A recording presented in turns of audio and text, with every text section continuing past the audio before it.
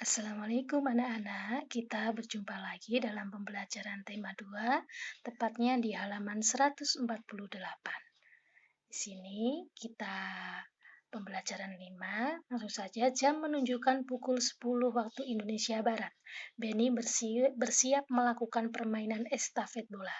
Amatilah gambar berikut dengan cermat. Dan di sini Bu Guru akan menceritakan sedikit tentang estafet bola, bahwasanya estafet bola ini dibagi menjadi 2 tim, yang mana masing-masing tim berbaris dari depan ke belakang, terus bola dipegang oleh kepala tim di depan.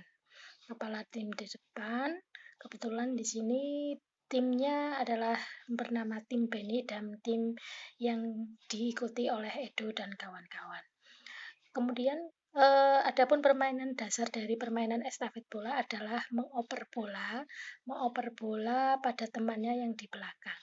Pertama-tama bola dipegang oleh ketua tim, kepala tim, sehingga ketika dimulai waktunya kepala tim langsung mengoper bolanya ke belakang. Caranya adalah dengan memutar badan, tapi tidak boleh memindahkan posisi kaki, dan bola pun tidak boleh terjatuh.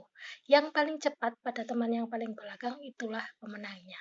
Ternyata di permainan ini yang menang adalah tim dari Benny karena mereka kompak dan berhati-hati dalam memainkan bola estafet ini. Sedangkan tim Edo mengalami kekalahan karena ceroboh dan tidak berhati-hati dan kurang kompak timnya. Kemudian di sini ada gambar, ini adalah Mei dan Dayu.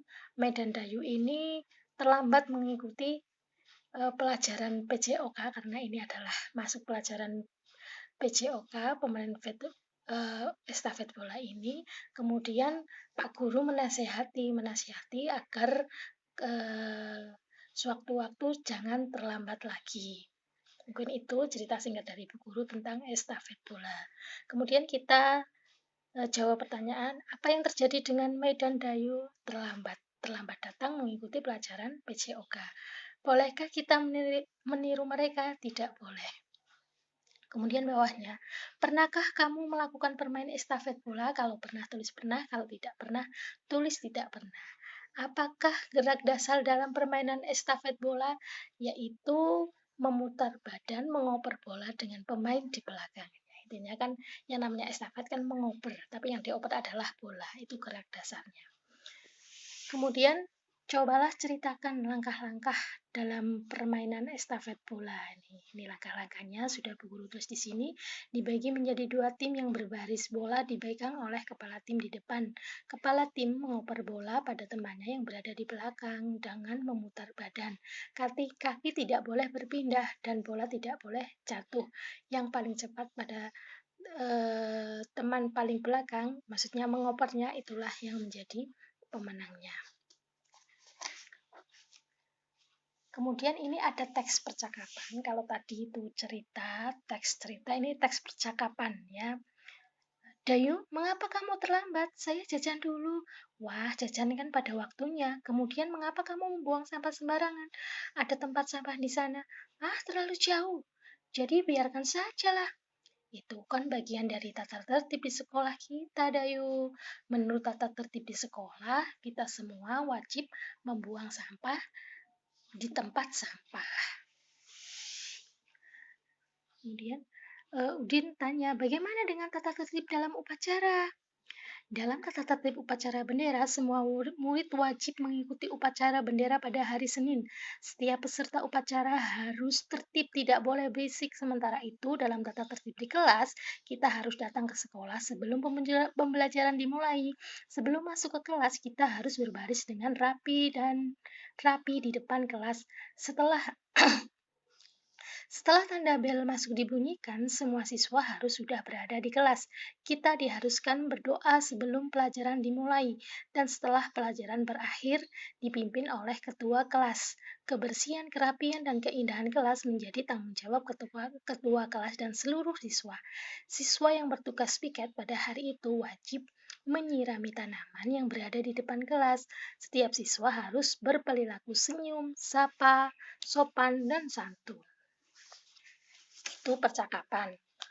Kemudian ini peragakanlah teks percakapan tersebut, lakukanlah dengan percaya diri. Nah, silakan kalian memperagakannya di rumah ya, dilakukan dengan percaya diri. Kemudian ini ayo berlatih, perhatikan gambar berikut. Kelompokkanlah hal yang harus dilakukan dalam kehidupan sehari-hari. Berilah tanda centang yang sesuai. Nah, ini Udin tidak sesuai, berarti tidak usah dicentang. Karena apa? Karena pakaiannya tidak rapi, tidak dimasukkan ke dalam celana. Ini berpakaian rapi ya, berarti sesuai. Terus di sini Benny nampak tidak mau berbaris dulu. Sedangkan untuk masuk ke dalam kelas harus berbaris rapi di depan kelas. Kemudian ini masih nampak ada yang tidak sesuai, yaitu Udin bajunya tidak benar-benar tidak rapi, berarti tidak dicentang. Kalau ini penampilannya rapi, ya. Terus Siti membersihkan kelas, berarti centang nih. Bersikap ramai di dalam kelas tidak boleh. Terus ini terlambat datang sekolah juga tidak boleh dilakukan, berarti tidak usah dicentang. Kemudian nih coba buat 5 pertanyaan tentang teks berdasarkan bacaan yang kamu simak. Berarti tentang cerita tentang tadi tentang estafet bola. Kalau di depan tadi kan tentang percakapan, ini adalah teks bacaan yang kamu simak, berarti teks yang tentang estafet bola. Ini jenis-jenis pertanyaannya ya. Jenis pertanyaan apa? Apa nama permainan berdasarkan teks? Nah, terus siapa yang menasihati Dayu dan Mei ketika terlambat? Di mana permainan estafet bola berlangsung? Kapan Benny bersiap melakukan permainan?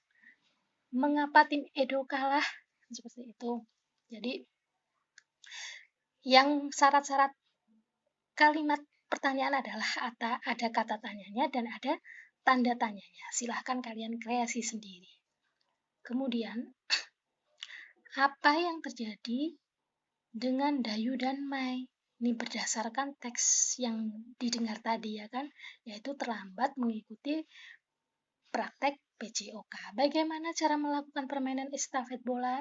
Bola yang dipegang oleh kepala tim di depan harus diberikan kepada teman di belakang dengan memutar badan, kaki tidak boleh dipindah.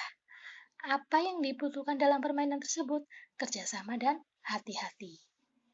Bagaimana aturan dalam permainan estafet bola? Bila posisi tubuh tidak memutar, memindahkan kaki, bola jatuh pada tim, maka dinyatakan kalah. Terus, mengapa tim Benny menang? Karena bekerja sama dan hati-hati, sedangkan tim Edo ceroboh dan kurang kompak. Kemudian ini adalah keberagaman benda yang diamati adalah bola, buku, dan pensil. Bola, ciri-ciri bendanya di dalamnya ada udara, bisa dipantulkan, bentuknya bulat. Terus nama benda buku, ciri-ciri ukurannya tetap, digunakan untuk belajar. Bentuk benda persegi panjang. Kemudian pensil, ciri-ciri bendanya bentuknya tetap, wujudnya padat, untuk menulis bentuknya silinder memanjang. Berdasarkan pengamatan dapat disimpulkan bahwa masing-masing benda memiliki ciri dan kegunaan yang berbeda. Sekian pembelajaran dari Bu Guru. Yang belum subscribe silahkan subscribe. Wassalamualaikum.